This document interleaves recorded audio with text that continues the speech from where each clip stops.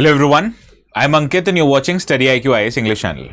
In our today's video, we are going to cover a very important port in state of Kerala known as Vizhinjam Port. But why are we discussing Vizhinjam Port? Let us find out.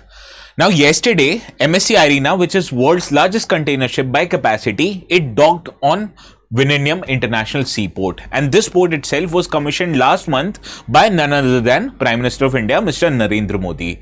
Now this port, Vizhinjam International Port, it is slated to emerge as a key hub in Asia-Europe shipping route, and this project is being executed by a private company known as Adani Ports and SEZ Private Limited on a basis of public-private partnership, and this is called as Design, Build, Finance, Operate and Transfer DBFOT model. So how this model works, I will let you know in our today's discussion itself. Now the trial run of this port, it began last year in July, and subsequently a few months later on commercial operations started, but theoretically this was commissioned only last month by Prime Minister of India. So naturally, what makes this Vizhinjam International Seaport so important or so special that world's largest container ship docked in, we will discuss in great detail in our today's discussion, right? First, let us understand few important facts relating to this port. Now the ownership of this port is vested with Government of Kerala. Now generally ports in India, they are categorized into two different categories. First are major ports, and ports other than major ports, they are called as non-major ports, right? Now ownership and control of major ports, these are vested in which government?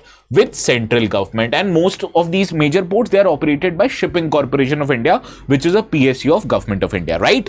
Whereas non-major ports, the operation and ownership of these ports are vested with state governments or with state shipping corporation companies, right? So basically non-major ports are operated and regulated by respective state governments. So what makes Vizhinjam Port? Is it a major port or a non-major port? Obviously this is a non-major port because it is not owned by Government of India, rather it is owned by Government of Kerala.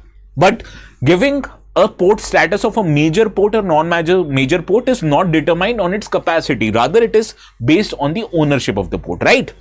Now this port, Vizhinjam International Port, it is designed primarily to cater to demands of global container transshipment. What is a container transshipment? Suppose there is a big port which has the ability to handle big cargo ships like Vizhinjam Seaport. So what you do is from smaller seaports in smaller ships, you transport containers to these transshipment ports. Similarly, you transport goods from land using railways and roadways as a means of transport. Eventually, you bring all of these goods to transshipment ports, and from these transshipment ports you load the cargo in a big ship and you supply them to final destination, which might be located thousands of kilometers away in different continents. So the transshipment port basically are those ports which have the ability to handle large cargo ship like the Vizhinjam Seaport. So smaller parcels of cargo are loaded here on bigger ship, which is then able to travel to distant ports in other countries. So these are transshipment ports, and our Vizhinjam Seaport is one of the transshipment port which acts as a multi-purpose port and also has the ability to break bulk cargo and send them to smaller ports, right? Now this port, Vizhinjam Seaport, was developed on what is known as landlord port model. Here the landlord of this port is basically Government of Kerala, whereas design, build, finance, operation of these port has been handed to a private company known as Adani Ports SEZ Private Limited on DBFOT basis. So here in the landlord model, the port authority owned by state governments like Kerala, here it acts as a regulatory body, whereas port operations is design, building, finance aspects as well as operation is handled by a private company. So this is how DBFOT model functions, and this model has been used to make Vizhinjam Port. And now even today the Adani Port Company, which is a private company, it is handling the operations of this port. Now the bigger aspect about our today's discussion is why Vizhinjam Port was chosen as a location to make India's first transshipment port. There may be certain reasons, right? There are indeed, and you will understand these reasons if I zoom out of the map which I have taken here.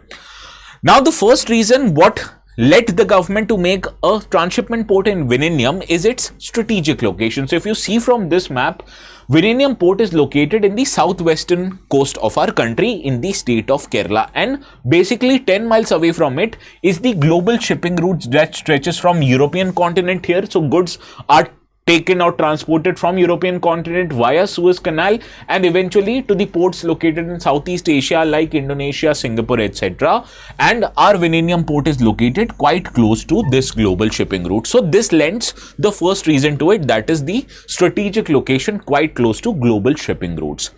And because of this strategic location, our Vizhinjam Port can act as a transshipment hub for global trade. Earlier, our transshipment requirement, we were dependent on foreign ports like Colombo in Sri Lanka or Singapore, and rather than that, depending on other ports, we are now using our own port to fulfill our transshipment hub needs, right? So another factor is that it reduces our needs on foreign port. But the best aspect about this Vizhinjam seaport is certain natural advantage that it has. What are the natural advantage? First is the location of this port, which is located inside the sea harbor. So technically, if God forbid there is an event of tsunami that is happening in this coastal region, it will not directly impact the operations of the seaport, right? Because of its strategic location located inside the harbor, not on the outside, right? So this is the first factor that gives its natural advantage, which means it is located inside the harbor. And another benefit of location inside the harbor is that the deposition of silt here and the erosion of the silt away from these ports are not as frequent as it would have been had it been located on outside part of the harbor. Therefore, the maintenance cost of these ports are quite less, right? So this is the first reason, that is the natural advantage. Another bigger natural advantage is the depth of this port, which is the natural depth. What is the natural depth of this port? It is basically 18 meters. That is, it has the depth of 18 meters. Now, the depth of 18 meters allows this port to host bigger ships like these, because you understand the bigger ships are with heavier cargoes. A significant portion of these ships are located below the level of water, which is known as draft. So obviously, bigger the ships, the heavier cargo that the ship carries, the more would be the draft. And these ships will only be able to be parked or docked in a particular port which has a significant natural depth. So because of this significant natural depth, it can accommodate larger ships, and therefore the requirement for siltation and the requirement of dredging also reduces here, which would have been the case in case it did not have such a significant amount of depth, right? So this is the one biggest reason that has allowed the government to construct a transshipment port here in Vizhinjam, because of its depth of 18 meters, which allows less cost in maintenance and operation of the port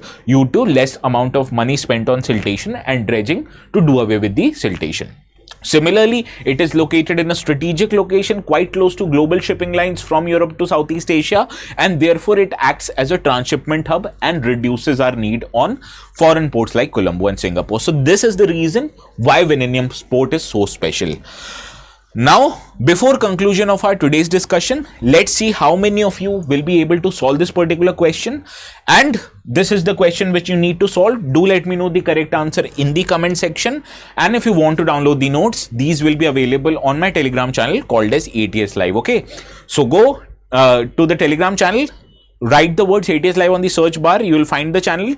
Subscribe to it if you still haven't, and download the notes. And if for some reason you're still not able to find the channel now, this is the QR code that you need to sign. You'll obviously be able to find the channel. Okay.